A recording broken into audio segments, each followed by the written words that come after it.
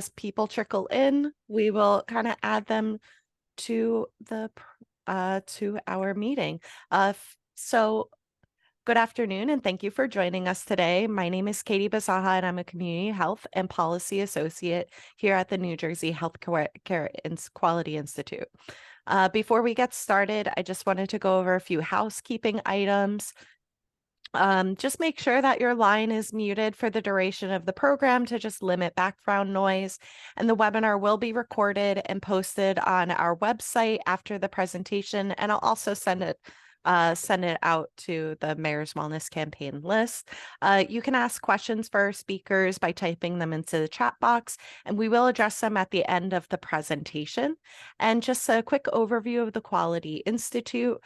We're a multi-stakeholder membership organization that convenes healthcare leaders in New Jersey around the common goal of improving the safety, quality, and affordability of healthcare for all.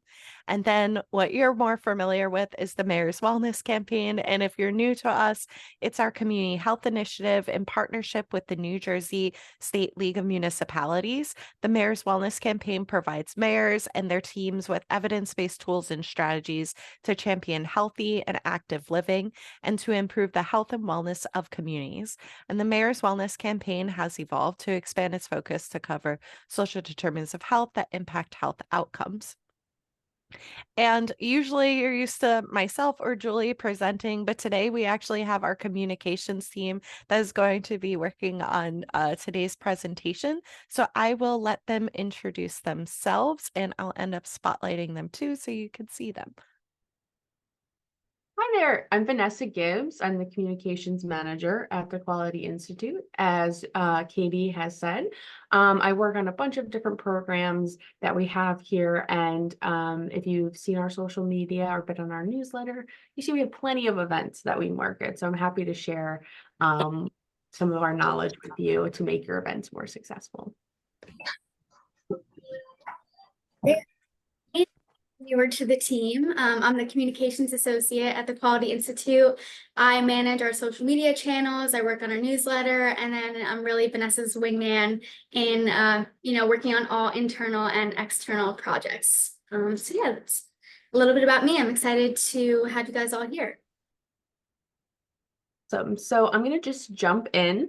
So what is event marketing? Basically, it's obviously promoting an event to get people to come. So we want people to be aware of what's happening and what you're going to do. We want them to know what they're going to get out of it to entice them to come. And then we want whatever your call to action is. So whether that's them getting a health screening or them becoming a part of your organization or something like that, we want them to know what that is. So that all encompasses event marketing. And as you can see, we have some goals that we're going to try to instill to you guys for today's webinar, tools, strategies, and then we'll have examples from mayors of very successful towns that have great events with great turnouts and that sort of thing. So best practices we'll have as well. So basically, why should you market? Sometimes it might seem like it's an extra thing you have to do. Sometimes you just have to check a box, especially if you have a grant or something like that.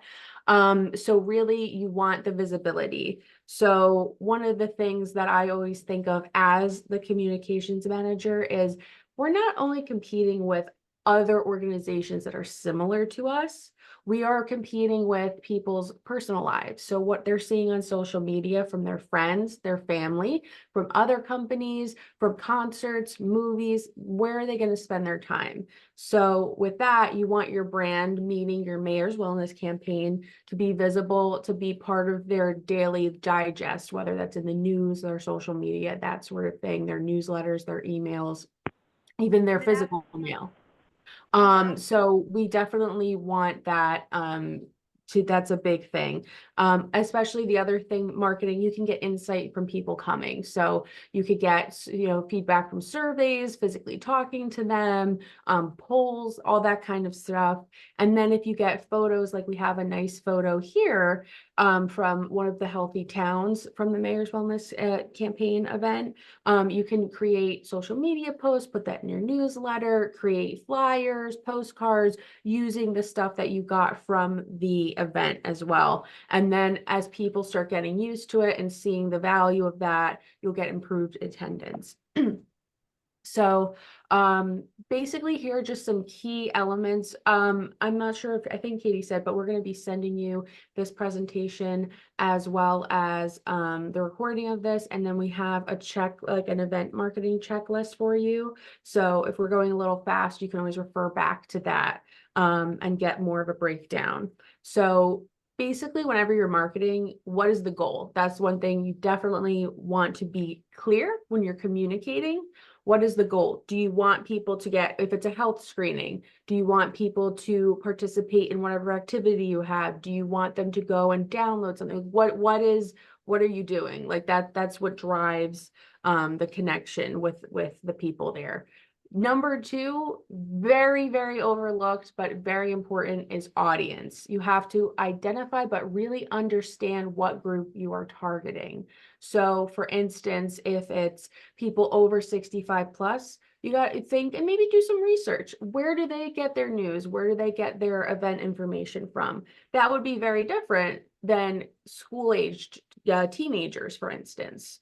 That would be very different. So you'd want to think, okay, how is that doing? Or, how can I get there? Do some research, maybe reach out to some other towns, see how they get that kind of thing. But you want to think teenagers are going to want things very different than a 65 plus group. So just kind of thinking and putting yourself in their shoes definitely helps people, the retention of people coming to your event.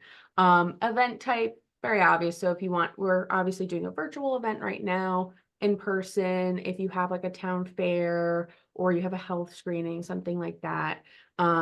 Engagement, so that can be online, whether that's social media, people replying to your emails, or they can be actually at the event when you're talking to them. Are they participating in the activities that you're doing? Are they talking to other people there? Are they signing up for whatever the goal of your event is? Are they taking notes at a presentation? Something like that. So you want people to be, if they're physically there, that's great. But if they're on their phone or like drifting towards the food table and not really participating, that's maybe not such a great win. We want present, engaged people at the best case scenario. So promotion, basically advertising. So different marketing channels. So social media, we'll go over them, but like social media is one, and newspapers another, that kind of thing. Just where would even a bulletin board, like a physical one at your grocery store, at churches, whatever. Those are marketing channels too. And then follow-up is a very key thing, because you don't want to just have an event and then never talk to the people again. Engage with people afterwards through follow-up emails. Having a conversation on social media is great. If people come to your community center, having a follow-up after an event there, something like that, is a great way to do that. So another thing when setting goals for your event is, I always like to use SMART goals. So being very, very intentional with what you're doing, and definitely having deadlines. So that's why we have a checklist for you that we created, because you don't want to be unorganized, and you definitely want to have, we usually recommend for events, like usually like at least 2 months ahead of time, have everything that you want to do, and definitely 4 to 6 weeks to promote, because people have to have time to add things to their calendars. And the audience, we kind of already talked about this, but what demographics, where would they, what marketing channels would they use? You can research that on Google, talk to some other towns, you can talk to us, and we can kind of give you like a baseline with that. So what are some different channels that you can use? A lot of them are free, some of them are paid. We want to recommend options for you that are cheap or free because we know budgets can be a bit of a struggle sometimes. So if you have a town website already, you can definitely use that to just create another page for your Mayor's Wellness Campaign. So we have a page for Mayor's Wellness Campaign as well as our Conversation of Your Life program, which is attached to Mayor's Wellness Campaign. And there we host, as you've seen, because you probably use it, events. We have, all that kind of different stuff, what the Mayor's Wellness Campaign is about. And this is a good place to always, if you're doing social media, if you have a newsletter, to tell people check the website as your hub where everything, it's like your bulletin board, like before the internet, you know what I mean? So where people can come and check regularly. So email campaign or newsletters, e-newsletters are great ways to keep in touch with people. And usually that has the best way, at least from our end as a nonprofit, to get registration from people. So you're directly talking to them, goes right into their email box, and then you have a good way of connecting with them. You can do a personalized message to them. You can have your list of emails and do a mass email. We have at the end of this some resources, and there's some free versions like MailChimp or Constant Contact or Brands where you can manage your email newsletters for free. So you don't have to physically write all the emails into your email address, and it will have everything. You can make it look pretty, all that kind of stuff, and it's very easy to use. So we have some resources for you to do that. That's very effective, and I would recommend that. Same with social media, that if you don't have one or you don't have a social media marketer in your team, it can be a little intimidating. But I really recommend utilizing this because it's free. We have there's canva.com we have templates for free for you to use to make social media, like images and things like that, and flyers that you can post there. But it's really a conversation that you want to have with people in your town. So if you work with with your municipality, and you can really connect with them and use their audience to increase your own for your own Mayor's Wellness Campaign. So I strongly recommend that. There's hashtags are really search terms. So if you were searching something in Google, that's what hashtags are for social media. So if you want people I'm in Freehold, New Jersey. So I would do hashtag Freehold NJ on a post that I want people in that area to look at. So things like that are really important, as well as engaging content. So what does that mean? So you could do behind the scene things, you can do questions, polls, things that when you're looking, you would stop and think and be like, oh, like, let me take a look at that sort of thing.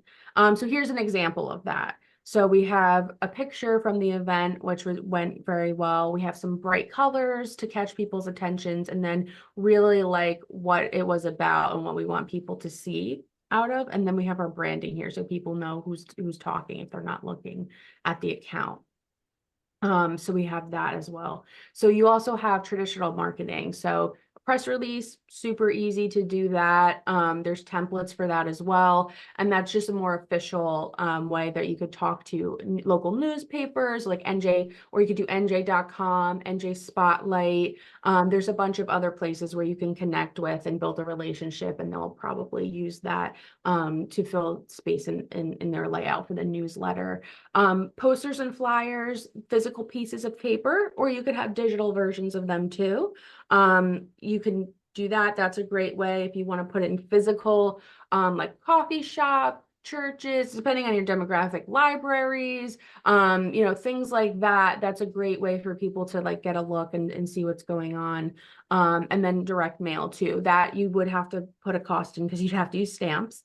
But that might be great for people who don't use social media or email or that sort of thing. We have partnerships and sponsorships are very important for larger events. So say you're having a town fair or something like a 5K or something, you can reach out to local like hospitals, to local businesses, vets, doctors' offices. I know sometimes they sponsor like high school football teams and stuff. So maybe they'd want to sponsor something with you. You would show their branding at your event and that sort of thing. And then maybe they want to donate things for free. That's in-kind donations. So then you can kind of have stuff, but you wouldn't have to add that to your budget. So I know some of our mayors that are presenting have done that, and they've done a great job with being able to use local resources to do that. And then at the activities, you want to have people engaged, right? So beforehand, we talked about like social media, polls, save the dates, that kind of thing. But food is a great way to get people to come. So if you have a local pizza place or something like that that would want to donate free food, or if you can get it at a good rate that's discounted, people love, especially in this economy, free food is a great way to get people in the seats. If you have giveaways, like we have an incentive drawing raffle that we do with the Mayor's Wellness Campaign, that's a great way to get people engaged. Performances, music, that sort of thing, and games, that. So we have with our Conversation of Your Life program, we have a 5 wishes game. So there's 4 things that you can do, and then always follow up after your event. You definitely want that because you want it to be a relationship versus a transaction. So that's what I recommend. So when you're crafting your message, what does the audience get out of it? I know that might seem a little, but that's really like, what are they going to drop everything to come to your event? Are they going to reschedule their busy schedules to come there? So you need to make it important for them to come there and let them know up front what is something. So you don't have to say free food, but you could say, oh, come for a free meal while we talk about whatever. You can just think of a way to, and we have some examples of that later on. But you want to have what's the value. If you don't have access to healthcare, we have a free health screening for you, and you can be able to get access to that and maybe talk to a health professional. I'm just making up something, but something within bounds that you feel comfortable saying. And then key messaging, I usually have a bullet of 1 to 3 key messages. So if that's the free health screening, you can talk to the professional, and then you can follow up and make an appointment at their office or something like that. So what are the goals of the messaging that's of value to people? And then the call to action would be register for this event, or make the appointment with the, whatever, if it's an awareness campaign or something like that, come in person, that sort of thing. So we created this timeline for you, just like a ballpark one, not super in-depth detailed, but we'll be sending this for you so you can kind of just know what to do just by looking at that. So for the budget and the planning, that checklist is very useful for that. And these are some things to just think about. And then if you want those in kind, can you guys still see my screen? It stopped showing. You can see the screen? Okay. Yeah. Okay, perfect. So this is a great place to get those in-kind donations and that sort of thing.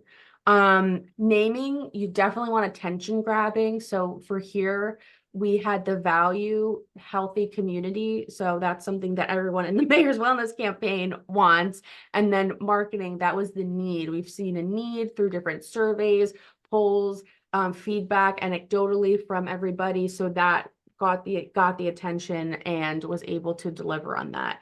So what is the value I suggest with, and then what do they get out of it? It's, same thing. So just something like that to, and you can ask people that you work with for, to kind of brainstorm some ideas for that. And you can always feel free to reach out for us if you need any help with that. Registration is really important. So that's why we recommend using email or newsletter. Or social media can also be a great place, like Facebook. A lot of you guys use, you can create events there and you can get the people's contact information from there. But however you do it, it's great if you can get their contact information so you can do that follow-up afterwards. And then on site, when you're actually at a physical event, or even if you're in a virtual one, you can have a virtual background that has your logo behind you or something. If you're at a physical event, have in person, mayor's wellness campaign branded on the tables, or if it's by the food, like a sign or with a QR code that goes to your website, or posters or something like that to remind people what organization is actually putting this on. And then you can have physical pieces of paper for feedback, what surveys, like what did you think about this event, what would make it better, what would make you come again, that kind of thing. Definitely gets people to want to come again, and then they feel like, oh, they actually care what I'm thinking about, so I might want to have a relationship with this organization. To increase advertisement if registration is low, that's a big thing. So you might want to do a few more outreaches, maybe put some more flyers out or something, because we know it can be very difficult to get people to actually come rearrange their whole schedule to your event. So this definitely kind of what I was talking about, use your community, schools, colleges, they have those internship opportunities, or sometimes like with honor societies in high school, you have to do certain volunteer requirements. So connecting with the teachers or the heads of those programs, I think would be a really good, valuable connection to have. Churches might also have some volunteer requirements for younger kids. Libraries, like I remember I volunteered at my local library, where I would tutor kids, but I would also like help with outside organizations. 4-H is a great program. There's a sponsor, Sanofi, which is a huge pharmaceutical company. They have volunteer programs for their employees. So maybe if you have a large like hospital organization or a large company that's located in your town, that would be a great way to connect with them and say, hey, you can volunteer with us. And then we have some resources that you can look at when you have the presentation after this. So I'm going to stop now. I'm sorry if I ran over a little bit, but we'll have I don't know if Annie has anything she wants to add in addition. Okay, then we can do a little more in the question and answer. Great. Thank you so much, Vanessa, for the wonderful presentation. I know that it was a lot of information to take in, but as we shared, we will be sending out the slides as well as the recording of the presentation for you to take a better look at all the great information that Vanessa has shared with us. We are going to move into the panel and discussion part of our program. So I'm going to stop sharing. And I'm going to spotlight our great panelists. Vanessa, I am going to unspotlight you so you don't have to feel in the spotlight right now. And I'm going to just do a quick introduction to our two panelists. So as the Special Programs Manager for Franklin Township, Safi Callan develops and implements community services for nearly 70,000 residents. With 2 decades in public service, she leads community health initiatives like the Mayor's Wellness Campaign and the Stigma Free Council, promoting health and wellness and reducing mental health stigma in Franklin. Ms. Callan also co-authored the Community Health Assessment for the Well of It, aiming for equitable health pathways. And she's spoken at events such as St. Peter's Healthcare System Implicit Bias Symposiums, Sustainable Jersey panels, and TEDx Franklin, and the New Jersey Planning and Redevelopment Conference discussing health equity and community planning. And then we also have Dawn Baselli, and sorry if I pronounced it incorrectly, but feel free to correct me. She has 28 years of experience in local government, serving as an administrator, registered municipal clerk, registrar, and public information officer. She is the past president of the Gloucester County Municipal Clerks Association and a former instructor for the Rutgers-Blaustein School of Municipal Clerks certification classes. She also has a background as an event coordinator and is the former director of operations for the Multiple Sclerosis Association. Dawn has been an active and engaging member of the Mayor's Wellness Committee, and honestly, I think it's just her that's running it in her town. I know she'll tell us about the many partners she works with, but she is both herself and Safi are powerhouses in their community, and they've organized community wellness events for many years. And in Deerfield, Dawn serves as the administrator and planning lead for the Mayor's Wellness Committee and works alongside Mayor Abigail Perstine O'Brien, who heads the program. So thank you both for joining us today. Hello, thank you for having us. Great. Yeah. So I'm going to just kind of jump into some questions. So, for the both of you, what are some common challenges that you have faced when organizing these activities, and how do you overcome them? And feel free to share a specific challenge and how you addressed it. And whoever wants Want to to go take first, it Kathy? first. Sure.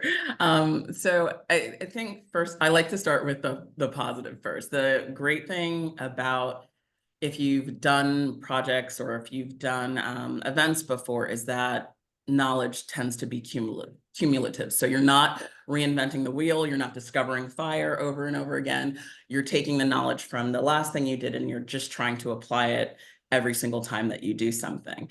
With planning for health events in particular, some of the challenges, well, a lot of the challenges have to do with people because you're not just saying, hey, this is a one size fits all, even though, especially on this panel, we can agree that health is something that is applicable to everyone. The attitudes around health are not. So it gets almost political when people are thinking about health. So like no one looks at a food truck festival and is like, I don't believe in that mumbo jumbo, So I think when it comes to just kind of designing what your message is going to be and trying to figure out your challenges before you face them, just tailoring that message to just particular audiences is the first challenge, that the first hurdle that you need to get over right away. You're fighting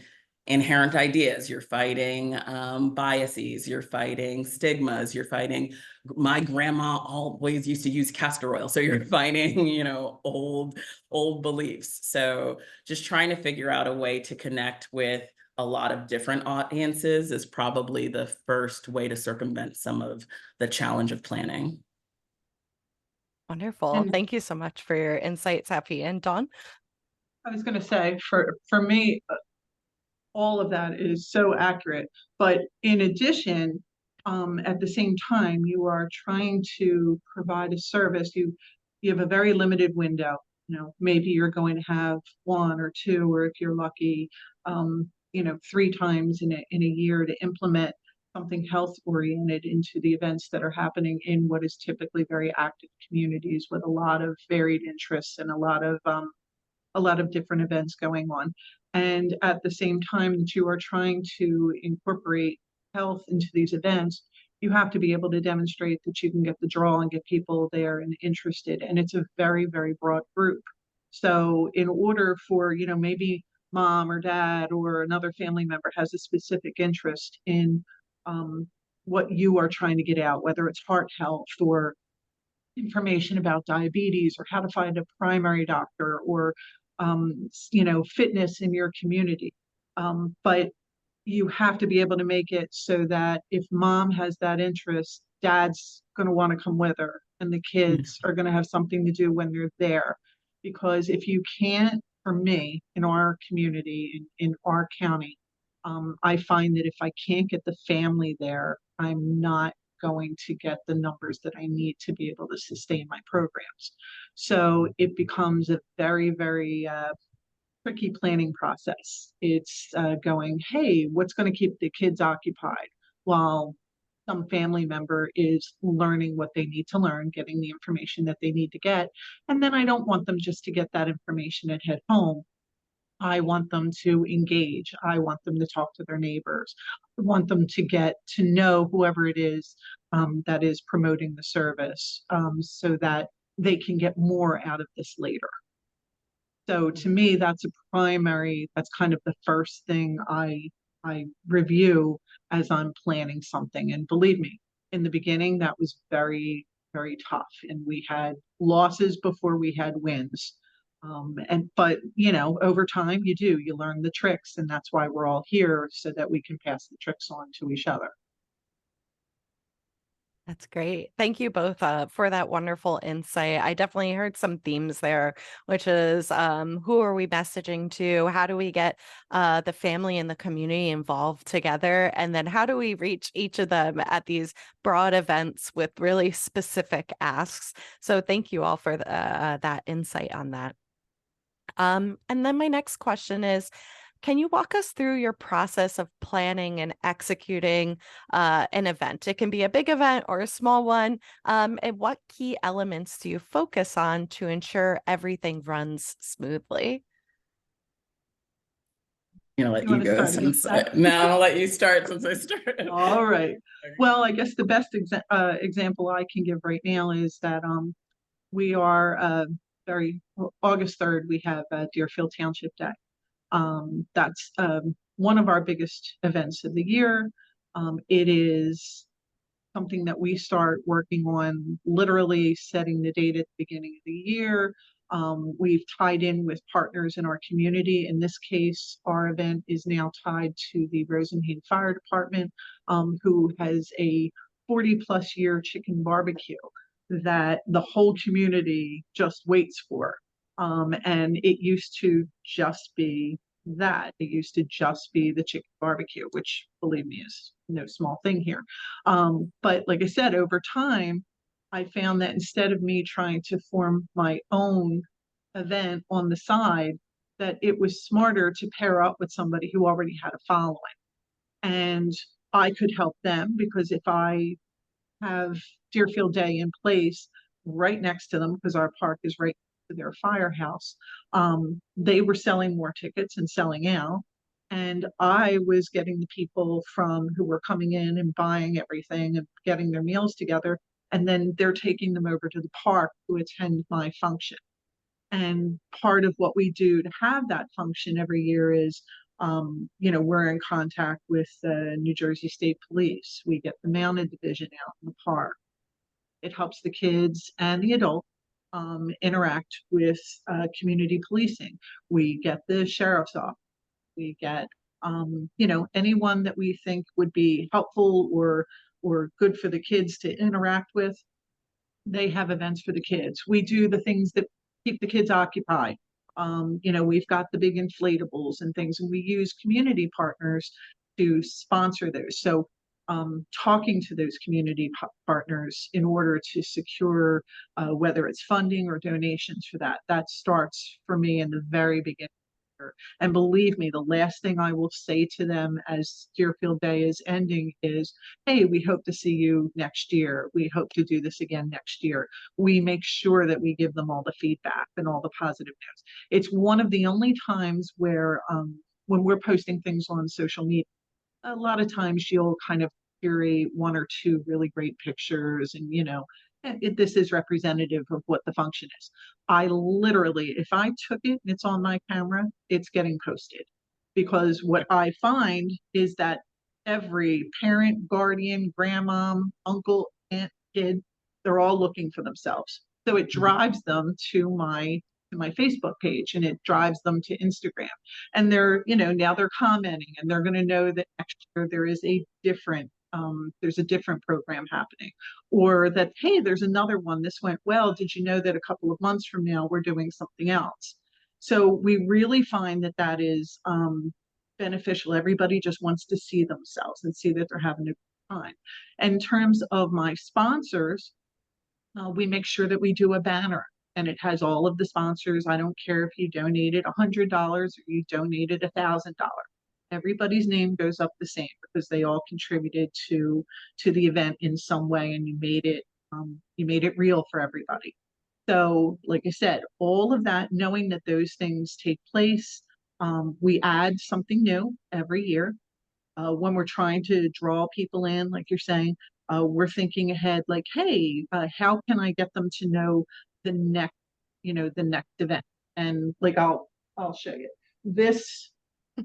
This was one of our very first T-shirts, and it had the list of every other event on the back.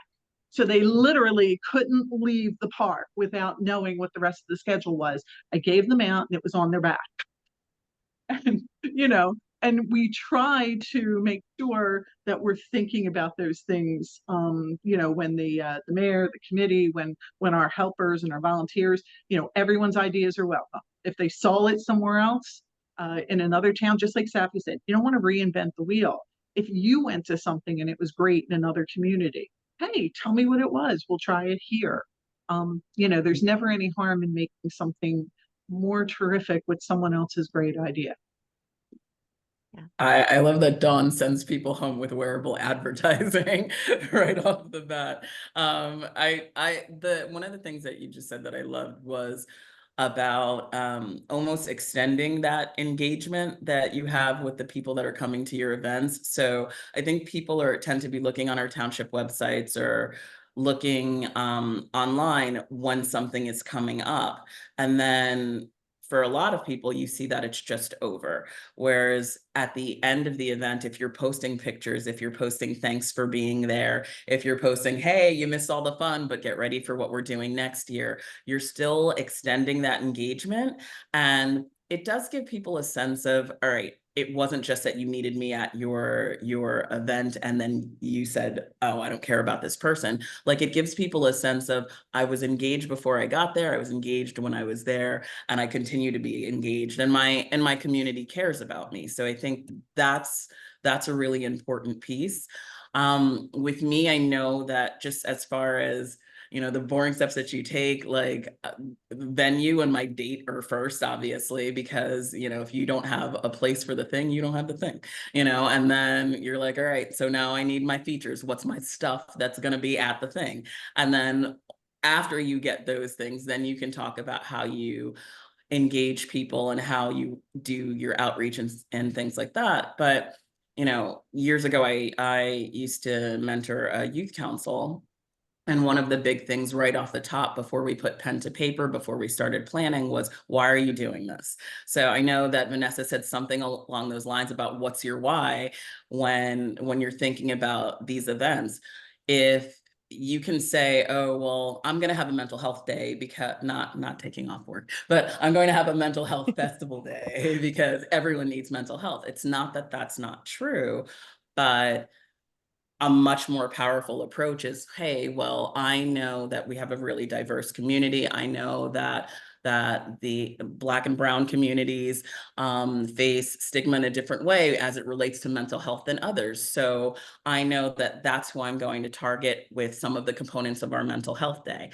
I know that youth communities face stress and anxiety in a different way. Same event, but I'm going to target them this way when I'm advertising for it. So I think knowing your why informs a lot of the other things that come afterward.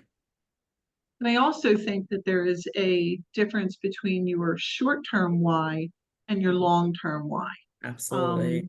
For Deerfield Township, I've said this before in other presentations and all, but we were previously, we were just known as, we were a community that had a landfill.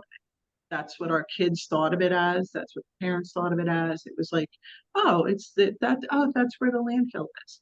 And when I came here, I don't like that description. It's so much more. And we worked really hard to find things for this community and the community's children and the community's parents and the community's grandparents and everyone associated with the community to be proud of. And we turned our township building from the place where you just went to pay your taxes to a resource and part of the community. So just in here today, while I was waiting to get ready for this seminar, we have free yoga classes going on in the same room where I do my committee meeting. We've got all kinds of, behind me is piles of stuff for our event that's taking place next week. We have in our senior center and places like that, there's speakers that come in and do conversations on, how to save on your utility bills. And while we're pushing those individual programs, we're always telling them what's next. And now that's the expectation out of Deerfield. And that's even when we just had our concert and everything on Sunday that we were talking about concert in the park. people now come up, and that's the conversation. It changed from, hey, what are you going to do about that? Or, now the conversation is what's happening next in terms of health, welfare, keeping our kids safe and occupied, um, making people proud of their community, which I'm a firm believer that if you're proud of your community, you are going to make more of an effort to care for your community and protect your community and protect those in your community. So, like I said, yeah, the short-term goal is how do I get you to the park on August 3rd and get you some information on where you can get certain health services and all, and that is certainly worthwhile. But there is a longer term goal to everything that we do, or at least to everything that I do. And that is for kids and families to know, even if it has nothing to do with the service that we just provided last week, if they see you as a provider of advice, if they see you as a provider of resources, if they see you as a caring partner in your community, they will call and ask you for help in other ways. Mhm. That does a lot for the community. People might think, oh, that just adds another burden to your day, because that's not what we do in a municipal building, or that's not what we do in the township. But it is, because sometimes it's those obscure contacts that result from one of these special events that give you a heads up on a problem you didn't know was there, give you an idea for some information that you might need to put out. It might give you an idea for the next program. It might put you in contact with someone who in your community does something that might be pertinent and be of value to the rest of your community to learn about. Yeah. Yeah. Wow. Just wonderful insight from the both of you. Where you're just like even like talking about your target audience. So something I always like to encourage people to think about is just because you have a target audience doesn't mean you're leaving out the rest of your community. Your community can still show up. It just means that your resources and who you're focusing on for that event, you're going to put more energy into that instead of the general population, because people will still show up, even if they're not the quote unquote target audience. And I also just think, making sure that you're highlighting those that are supporting your events, and that planning ahead piece with those long and short term goals can really make a successful mayor's wellness campaign. And not even just mayor's wellness campaign, just a successful, socially connected community where, as you said, like you went from the town that was a dump to the one that has these amazing events and cares about their community. So I love that. Thank you, Dawn, and thank you, Safi. And shifting over to you, Safi, you shared recently about a great success that Franklin Township had in hosting your first mental health first aid training directly with your community residents. How did you market that effort, and how did strong community partnerships contribute to your impressive turnout for that training? So it's funny that one of the first things you said when responding to us was just because you're targeting one group doesn't mean you're excluding other groups. I think understanding just kind of when you start off that one size doesn't fit all starts you off at a very strong position to be, because it opens you up and it makes you know that, hey, I need to have different perspectives when I'm doing this planning or getting this event together or starting this project. With the mental health first aid, we were told, hey, people drop off and it's free and just don't get your hopes up. So I'm like, okay, 5 people, that'll be great. So when we were able to get 4 times that, I was like, oh gosh, I don't know where to put them. So, you might run into great problems later on. I think with targeting, just understanding how diverse of a reach you need to have helps you figure out where you're reaching to. So Franklin, for instance, has over 50 houses of worship. We are less than 47 square miles, and every mile you go to, you can do a little praying. So one of the first things I did was, like, once we got our messaging together, I shared that with our interfaith council, because I knew that our interfaith council had different religions, different clergymen, different clergy women in the fold, clergy people in the fold, where they can reach out to these separate congregations and separate communities in order to share the same message. I reached out through our newsletter. I reached out through our Facebook pages, through our township website. So you do need to diversify, not just know that you're talking to a diverse population, but you should need to diversify the means of your message, the mode of your message. Yeah, that's wonderful. Thank you so much, Safi. And I am so excited to hear about your any upcoming trainings and the success of September those. 30th will be the next one. So Wonderful. And Dawn, I think just piggybacking off of what Safi said, I often hear from you about the different types of marketing avenues that you've used to improve your attendance. I remember you sharing about actually actually mailing people invitations and stuff like that. How do you balance digital marketing with traditional methods, and how does that impact who shows up to your events?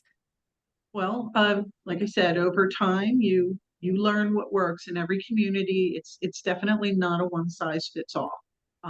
Different populations, different people's access to computers, people's access and ability to use smartphones and things of that nature. We kind of in the beginning we thought, oh, we're getting the word out. We're getting the word out. But yet it's funny, a good example of, I guess, almost like how someone can fall through the cracks was just Sunday. Like I said, we had a big concert in the park. There's 200 people there. People are dancing. They're happy. A man walked up to me and he went, well, I, I'm so lucky. Somebody just called and told me this was happening 15 minutes before. And I think my head almost exploded. And I was like, well, what do you mean? I'm like, I have had this literally since January on social media. Our Facebook page has it. I said, we've got it. It's been in the newsletter.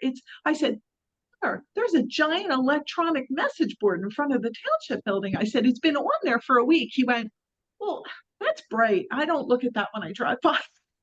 But it does kind of show you that you think you're doing it all and you can still miss somebody.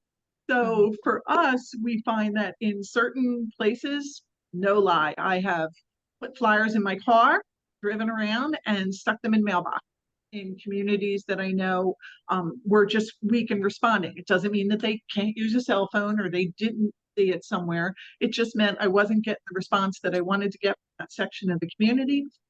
I wanted to make every effort to make sure that they had a chance to see what was happening and what it was about and how it could enhance their lives in Deerfield Township as well. So I've done that. We had in that same neighborhood, we went and put up a behind the park sign. They have a park in the middle of their community, and we put up a very large billboard behind it. Now I make sure that I go back and I staple flyers on the back of that billboard so that if they're walking in the park or if they're there with the kids, that they'll see it.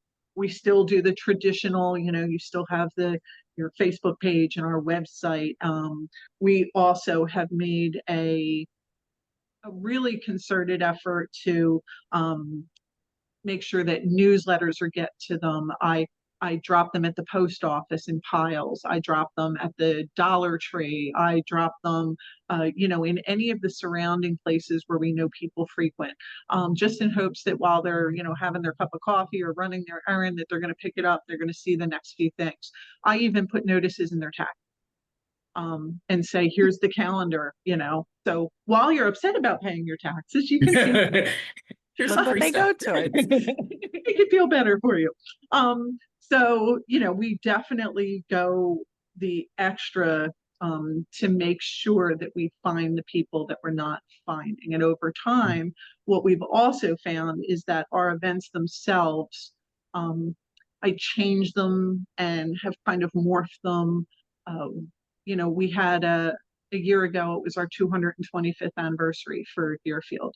And a lot of our seniors in our senior center and our senior population, a lot of their conversations were that they kind of felt unheard. And, the kids don't want to talk to them anymore. And they're kind of left to their own devices, they were feeling. So we designed a huge project in conjunction with the high school, and had for the anniversary, the high school media team came over, interviewed all the seniors. We invited people, whether they were members of our senior center or not. And the seniors told them about their history in the community, what it was like, where they went shopping, where they went on a date, where they used to hang out, what buildings used to be here, what companies did their parents work for, things of that nature. That I then showed. We set up a big special tent. We had, 80 old antique photos blown up where they were finding their friends and things. That got them over to the first Deerfield day, where we usually senior population is not real keen on, let me go stand out in the heat and in August. And Yeah. but we accounted for that with a big tent, everything indoors, and they just went specifically for that reason, to see themselves during the interviews, to see their friends during the interviews. And then had the fun of just looking at all the old pictures and sharing those memories, ironically, with who? The kids that were high school age, who did the interviews, who didn't know that half of this stuff was the history of the community that they share, because, one group's over here and one group's over there. So you just have to, I think, not making it sound self-serving, but like people like Safi and I think you just have to recognize that, even though there's some obvious differences between people, there's ways to bridge that. There's always ways to, because for as much as we have that's different with each other, there is always that string that makes everyone have something in common. And when you want to develop a successful community, safe community, a community where people are close to each other the way it used to be, that is necessary to rebuild those bridges and those common interests, and make people see you have more in common than you not. Yeah. Thank you. Very insightful, Dawn. I see our time, so I am going to just leave some room for audience questions, and maybe we rapid fire them a little bit. And I see the first one was, as a new Mayor's Wellness campaign, how do you identify what programs or events you would want to put on? Feel free to jump in, either of you. And So I could one of also the jump in. Sorry. Sure, no. So one of the things that I was scared of when we just started, and we haven't been going for a super long time, but when we just started, the first thing I was scared about, I was like, okay, so what's the structure? And then Katie's like, it's up to you. And I was like, so where's the report card? I think the best thing you can do in order to figure out what to do is have conversations with people. So I used to be in my previous life, I was in the Parks and Recreation department for the longest time. I know that our senior communities not housed over there, but our senior citizen coordinator is over in that building as well. So I went and I spoke to her. In that same previous life, I used to be a youth mentor. So I went and spoke to some of the youth mentor leaders. Like, I was just looking for a sense of, outside of my head, what I thought other people who's in a population that I wasn't currently in, what they were looking for.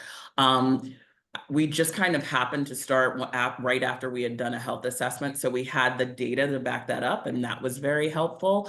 But beyond data, Dawn talked a lot about engaging communities and things like that. Beyond data, you really want to have conversations with people, and they'll tell you what they need right off the bat. Yeah, great. Anything you wanted to add to that, Dawn? No, I think that was perfect. Yeah. It really is, just like I said with the seniors. We, as working in a township, you hear the conversations, you hear the complaints as well as the compliments. So when somebody feels that there's a need, they're sharing it somewhere. You just have to be willing to hear it. Yeah.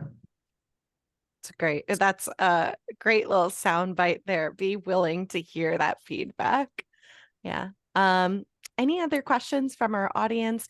Feel free to unmute or drop it in the chat. We have a few minutes before we hit 1 o'clock, but yeah, welcome to any questions.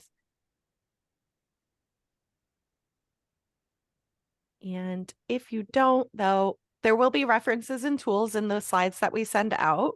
Just as an FYI, all of those things are clickable.